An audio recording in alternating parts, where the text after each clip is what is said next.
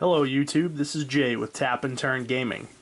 And as you can see laid out here in front of you, I have all 6 of the soul cards from M15, the most recent core set. Actually, as you can see, I have 5 of the physical cards, and I have 1 represented here on my iPod because I don't actually own that card yet, and that card is Soul of Zendikar. But anyways, this video will be what we call a cycle review. If you have seen the one Derek did of the Primordials from Gatecrash, you'll probably know what this video will contain.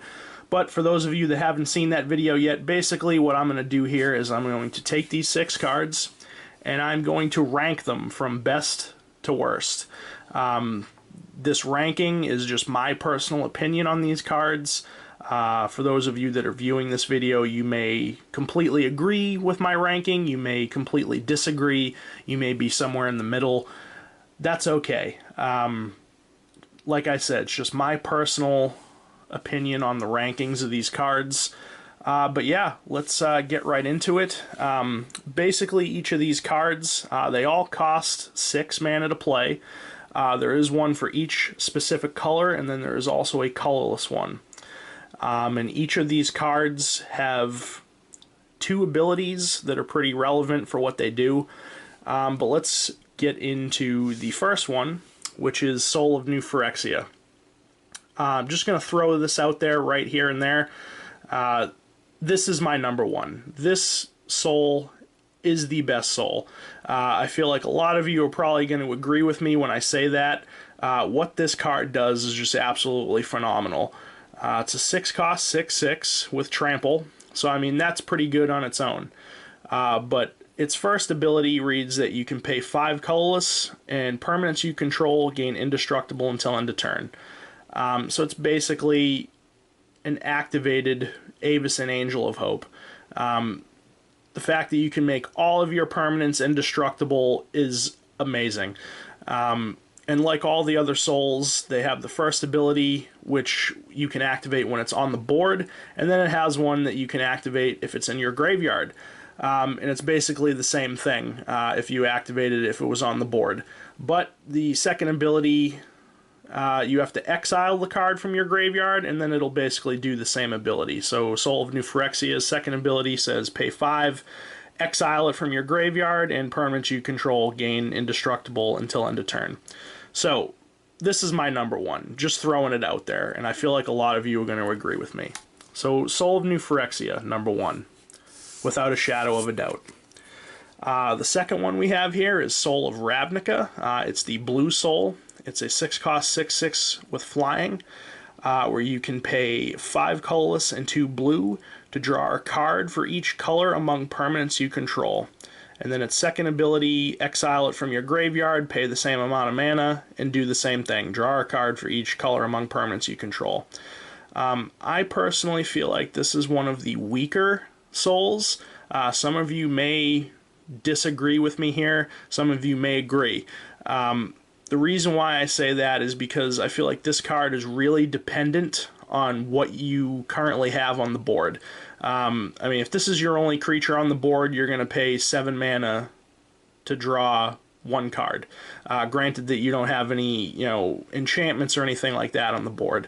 But this card is super dependent on what you currently have on the board. If you're playing like a 2-color deck, the maximum amount of cards you're going to draw off this guy is 2. If you're playing a 3-color deck, you could potentially draw 3 cards. If you have all 3 of your colors among permanents on the board, but just the fact that this depends so much on what you currently have on the board, and I'm sure a lot of you know in EDH, the board gets wiped pretty frequently. So I feel like this guy is probably one of the weaker souls out of all of them, so I'm going to put him towards the back of the row for right now. So that's Soul of Ravnica. Next, we have Soul of Theros. He's the white soul. He's a 6-cost 6/6 with vigilance, where you can pay 4 colorless and 2 white to give all your creatures +2/+2, and they gain first strike and lifelink until end of turn. And then the second ability, You know, exile it from your graveyard, and it does the same thing for the same amount of mana. I think this card's pretty good. I would probably rank it somewhere in the middle, or towards the back of the row. I mean, you have to have a lot of creatures on the board for this to really be monumental. You know, this guy would be really, really good in a token deck if you're trying to go for token overrun. And if you have a lot of tokens or just a lot of creatures in general on the board, this guy's really good. He's going to give all your creatures +2/+2, and they're going to get first strike and lifelink. I mean, that's no joke, but he depends on how many creatures you have on the board. I mean, he does pump himself, so I mean, you know, if he's your only creature, you can pay 6 and make him an 8/8 with first strike and lifelink. You know, if your opponent blocks with a creature, not a lot of creatures are going to survive 8 first strike damage, and then you're going to gain 8 life. You know, that's okay. You know, the vigilance is okay too, so he can attack and block. But for this card to really, really be good, you have to have a lot of creatures on the board. And like I said before, the board gets wiped in EDH a lot. So the goodness of this card is dependent on how many creatures you have on the board. So for right now, I'm going to stick him towards the back as well. I'm going to put him in front of Soul of Ravnica, just because I feel like he is less dependent on what you need to have on the board in order for him to, you know, be good. But moving on. The next soul we have is Soul of Chandalar. It's the red soul. It's a 6-cost 6/6 with first strike, which I think is pretty good on its own. But its ability is you can pay 3 colorless and 2 red to have it deal 3 damage to target player and 3 damage to up to 1 target creature that player controls. I think, personally, that's a really, really good ability. You know, you can essentially, you know, if this guy connects with your opponent, he's going to hit for 6, and then you can pay 5, and he's going to deal 3 more damage to him, so that's 9 damage, and potentially kill one of their creatures by lightning bolting it. So I think this card is probably one of the better souls, personally. And then again, you know, the second ability, you can do the same thing, but exile it from your graveyard if it's in your graveyard. You can also, you know, do combat tricks with this as well. I mean, you know, if they have a large creature, and they, you know, block your Soul of Chandalar, granted that the first strike damage doesn't kill it, you could potentially activate this during combat and, you know, take out the creature that's trying to block it. But yeah, I mean, I think this guy is overall really, really good for what he does. So I'm going to keep him towards the front of the line. Next we have Soul of Innistrad. He's a 6-cost 6/6 with Death Touch, which is pretty nice. And then his ability is you can pay 3 colorless and 2 black to return up to 3 target creature cards from your graveyard to your hand. And then again, second ability, same exact thing, but you exile it from your graveyard if it's in your graveyard. Again, I think this guy is one of the stronger souls. Just the fact that you can pay 5 to get 3 creatures back from your graveyard is pretty amazing. You know, in EDH, you know, creatures are going to die constantly. Whether it be from board wipes or spot removal or, you know, creatures going to combat, whatever it may be. So most of the time, you're always going to have creature cards in your graveyard. So I think this guy is one of the stronger souls, personally.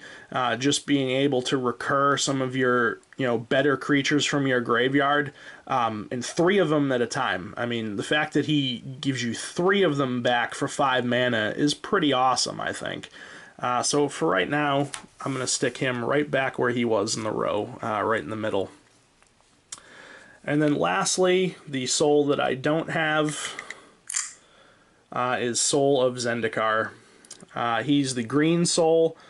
Just have him represented on my iPod here just to show what he does. But he's a 6-cost 6/6 with reach, and his ability is you can pay 5 and put a 3/3 green beast creature token onto the battlefield. And then again, his second ability does the same thing if he's in your graveyard. I honestly think he's the weakest soul out of all 6 of them. I mean, all he does is generate you a 3/3 beast. If you want to do that, play Garruk Wildspeaker, or, you know, another version of Garruk that generates tokens, because, you know, Garruk will do you more things than just generate a 3/3. So, I mean, personally, I think this guy is the weakest one out of all of them. I mean, all he does is generate you a 3/3 token. If it were more 3/3 tokens, maybe like if it generated 2 3/3 tokens, I would rank it a little higher. But overall, I think this guy is the weakest soul out of all 6. So I'm going to put him at the back of the row. So as far as the overall ranking goes, I believe that I would rank them as follows. I've already mentioned Soul of New Phyrexia.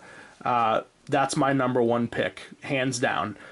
Being able to make your permanents indestructible is phenomenally amazing. I don't think phenomenally is a word, but you get the idea. So Soul of New Phyrexia, my #1. Moving on to slot #2, I think I would keep Soul of Chandalar as #2. And it's a really tough choice between these two for the #2 spot. But ultimately, I personally think Soul of Chandalar would probably go as my #2, just because the amount of damage that he can deal. You can be tricky with him during combat, and you can potentially kill one of your opponent's creatures with his ability and get it out of the way. So I think I'll keep Soul of Chandalar at spot #2. So #1 we have Soul of New Phyrexia, #2 Soul of Chandalar. #3, and I'm going to keep it right here, Soul of Innistrad. Just the fact that you can get back 3 creatures for 5 mana, you know, granted they're to your hand, so you have to recast them, but if you have any creatures, you know, with like comes into play abilities, enters the battlefield abilities, or anything like that, you know, you can recur like crazy with this guy. For 5 mana to get 3 creatures back from your graveyard. So Soul of Innistrad is my #3. Now between Soul of Theros and Soul of Ravnica, I think these will stay right where they are as well. So my #4 would be Soul of Theros. You know, I feel like he's less dependent on what you need to have on the board in order to be good. You know, even if he's your sole creature on the board, if you activate his ability, he becomes an 8/8 with First Strike and Lifelink. So that'll, I mean, it's no joke. An 8/8 with First Strike and Lifelink is pretty good, and with Vigilance too. So I mean, these 2 cards are very dependent on what your board state. And I think Soul of Theros is less dependent on your board state. So I would have to put Soul of Theros as my #4. And then my #5 obviously would be Soul of Ravnica. You know, card draw is really, really good in EDH, you know, seeing as you only have 1 copy of any given card in your deck. But the fact that this guy is so dependent on what you have on the board, and his ability is the highest costed ability out of all of them. I mean, 7 mana is a lot of mana to pay. So if you're going to activate this, you have to have, you know, at least 2 colors among permanents you control. You know, 3 to be really, really good. You know, if you're playing an all 5 color deck and you have all 5 colors among permanents on the board, yeah, that's going to be phenomenal. He's going to draw you 5 cards for 7 mana. That's amazing. But, you know, you have to have all those colors on the board in order to do that. So I feel like he is the second to last weakest soul just because of how dependent he is of what your board state is. And then obviously Soul of Zendikar would be my last. I mean, all he does, you pay 5 and you get a 3/3 beast. If I want to do that, I'll play Garruk Wildspeaker for 4 mana and be able to do that, be able to untap 2 lands and be able to overrun. So yeah, I mean, overall, I think this is how I'd rank them. So Soul of New Phyrexia is #1, hands down. Soul of Chandalar would be my #2. Soul of Innistrad, my #3.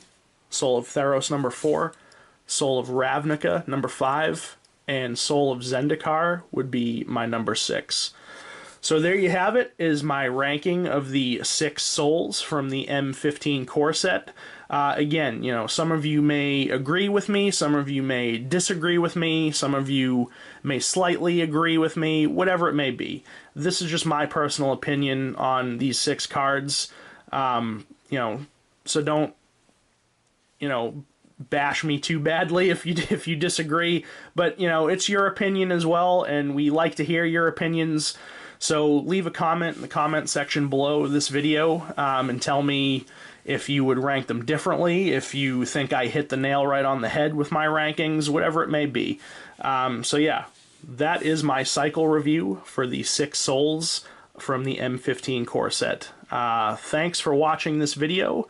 Like, comment, subscribe, all that stuff, and tune in for new videos from us. Thanks a lot.